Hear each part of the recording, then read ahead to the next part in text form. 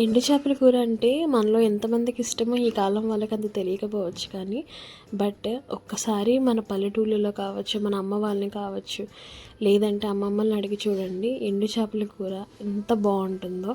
చేసే తీరులో చేయాలి కానీ ఎండు చేపల కూర చాలా బాగుంటుందండి. హాయ్ అండి, వెల్కమ్ టు కొరియన్ టెంపుల్ రుచులు.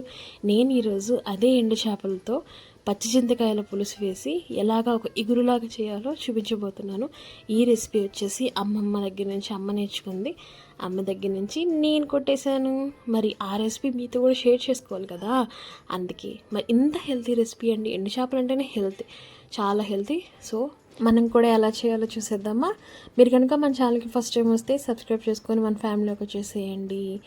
Let's go.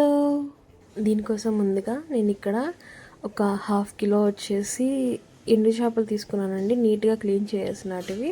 వీటిని పైన తలకాయలు, తోకలు ఇవన్నీ తీసేసుకున్న తర్వాత హాట్ వాటర్లో ఒక 10 మినిట్స్ ఉంచేసి నీట్గా ఒక 10 టైమ్స్ వరకు వాటర్ చేంజ్ చేసుకుంటూ వాష్ చేసుకునేసి పక్క తీసి పెట్టేసుకున్నాను ఇవన్నీ కూడాను.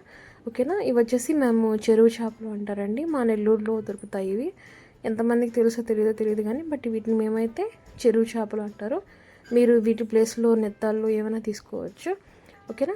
సో అలానే వచ్చేసి నేను ఇక్కడ 2 మీడియం సైజు టొమాటోలు, ఒక 2 మీడియం సైజు ఆనియన్స్, కొత్తిమీర అండ్ కరివేపాకు కూడా తీసుకున్నాను. మొత్తాన్ని కూడా నీట్గా వాష్ చేసి, అలానే నేను ఇక్కడ ఒక 200 గ్రామ్స్ వరకు పచ్చి చింతకాయలు తీసుకున్నానండి. పచ్చి చింతకాయలు ఎందుకంటే నేను ఇక్కడ చింతపండు వాడట్లేదు, పచ్చి చింతకాయల నుంచే నేను దీని నుంచి జ్యూస్ ఎక్స్ట్రాక్ట్ చేసి వాడుకుంటాను. పచ్చి చింతకాయలు ఇది కాలం కదా, సో ఈ సీజన్లో ఇవి దొరుకుతాయి కాబట్టి ఇది వాడుకుంటున్నాను, బాగుంటుంది అనేసి. అలానే ధనియా జీలకర్ర పౌడర్ వచ్చేసి 1 స్పూన్ ఈచ్, కారం వచ్చేసి 1.5 స్పూన్ తీసుకున్నాను. అల్లం వెల్లుల్లి పేస్ట్ వచ్చేసి ఒక చిన్న స్పూన్ తీసుకోండి. అలానే 1 స్పూన్ వరకు సాల్ట్ తీసుకునేసి, ఒక 1/2 స్పూన్ వచ్చేసి పసుపు తీసేసుకోండి. ఓకేనా. ముందుగా ఏంటంటే చింతకాయలను కడుక్కునేసి నీట్గా వాష్ చేసుకునేసి ఇలాగా కొన్ని వాటర్ పోసేసుకునేసి మొత్తాన్ని కూడా బాగా ఇలా నేను చూపిస్తున్నట్టుగా అంతా పగిలిపోయినంత వరకు, కాయలన్నీ కూడా పగిలిపోవాలి పైన షెల్ అనేది, అంతవరకు మనం వీటిని బాగా బాయిల్ చేసుకోవాలి. ఇవన్నీ కూడా ఉడకపెట్టుకున్న తర్వాత కాస్త చల్లారనిచ్చేసి గోరువెచ్చగా అలా ఉన్నప్పుడు మొత్తాన్ని కూడా మనము నేను చూపిస్తున్నట్టుగా ఇలాగా కలుపుకుంటూ మ్యాష్ చేసుకుంటూ దీంట్లోంచి మనము జ్యూస్ తీయాలండి బయటికి. సో ఓకేనా. అలాగా మీరు దీని నుంచి మటుకే జ్యూస్ తీసుకోవాల్సి వస్తుంది.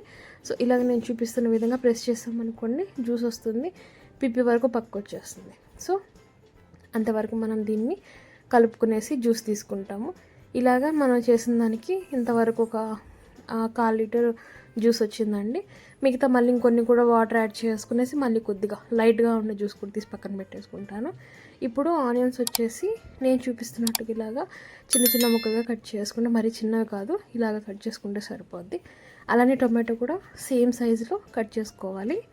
ఇప్పుడు అలానే కొత్తిమీర కూడాను నీట్గా చిన్న చిన్నగా కట్ చేసుకునేసి మనము పక్కన పెట్టేసుకోవాలని, ఇలాగ మొత్తాన్ని కూడా పక్కన పెట్టేసుకున్న తర్వాత ఇప్పుడు ఒక కుండ తీసేసుకొని అందులో ముందుగా ఎండు చేపలు మనం వాష్ చేసి పెట్టేసుకున్న ఎండు చేపలు ఇందులో యాడ్ చేసుకోవాలి.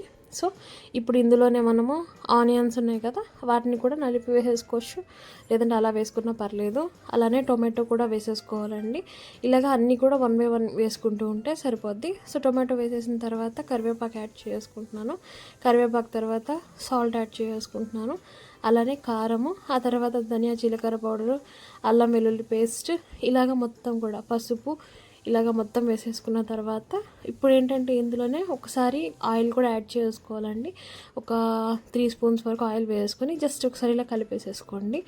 మరీ ఎక్కువగా గట్టి కలుపుకోవద్దు, మీరు గరిటెతోనే కలుపుకోవచ్చు అండి. నేను ఇక్కడ హ్యాండ్ యూస్ చేస్తున్నాను, జాగ్రత్త, ముళ్ళులు గుచ్చుకుంటాయి. సో ఇప్పుడు ఏంటంటే ఇందులోనే మనం ఆల్రెడీ ఎక్స్ట్రాక్ట్ చేసి పెట్టుకున్న చింతపండు గుజ్జు ఉంది కదా, ఆ గుజ్జు ఇందులో యాడ్ చేసుకోవాలి. సో మొత్తం వేసేసుకోండి, మనకు పులుపు సరిపోద్దండి. సో అలానే ఇది కొద్దిగా కొత్తిమీర కూడా యాడ్ చేసుకునేసి మళ్ళీ ఒకసారి లైట్గా, చాలా డెలికేట్గా ఒక్కసారి కలిపేసేసుకునేసి దీంట్లోనే మనము విడిగానే చెప్పాను కదా పైన ఇంకొద్దిగా పిప్పిలో ఉంచి కొద్దిగా ఇలాగా జ్యూస్ ఇంకొద్దిగా తీసేసి లాస్ట్కి మొత్తం ప్లెయిన్ వాటర్ వచ్చేంత వరకు కలుపుకున్నానని, ఆ జ్యూస్ కూడా ఇలాగ చేపలు మునిగేంత వరకు వేసేసుకునేసి నేను ఇంకా పొయ్యి మీద పెట్టేసుకుంటున్నాను. ఇలాగ స్టవ్ ఆన్ చేసుకున్న తర్వాత జస్ట్ ఇంకొకసారి కలిపేసేసుకొని పెట్టేసి మూత పెట్టుకొని ఉడకనివ్వాలండి. అలా ఒక 5 మినిట్స్ ఉడికిన తర్వాత ఇలాగ మొత్తం కూడా చిక్కగా ఉడుకుతూ ఉంటుంది కదా, మళ్ళీ ఇంక నుంచి మనం గరిటె పెట్టకుండానే ఇలాగా ఒక క్లాత్ తీసుకునేసి 2 సైడ్స్ పట్టుకునేసి ఇలాగ తిప్పుకుంటూ మనం దీన్ని ఉడకనిచ్చుకోవాలి. ఇలా కాసేపు మళ్ళీ ఒకసారి మధ్య మధ్యలో మూత పెట్టుకుంటూ మనం ఉడకనిచ్చుకున్న తర్వాత మళ్ళీ మూత తీసేసి అలాగా కలుపుకుంటూ మొత్తాన్ని కూడా మనకు పులుసు ఉండాల్సిన అవసరం లేదండి. గ్రేవీ జస్ట్ మొత్తం కూడా చిక్కగా అయ్యేంత వరకు దీన్ని ఉడకబెట్టుకుంటే సరిపోద్ది. ఇంకా చెప్పాలంటే కొద్దిగా అడుగు కూడా మాడితే ఇంకా చాలా బాగుంటుంది. సో అంతవరకు మనం దీన్ని ఉడకనిచ్చుకోవాలి. సో ఇలాగా మొత్తం కూడా మీరు చూస్తున్నారు కదా, మనకు ఓన్లీ చేపలు కనిపించేస్తున్నాయి. మరీ ఎక్కువైతే లేదు, మరి అలా అని చెప్పేసి మరీ ఎక్కువగా నీళ్ళుగా లేదు కదా.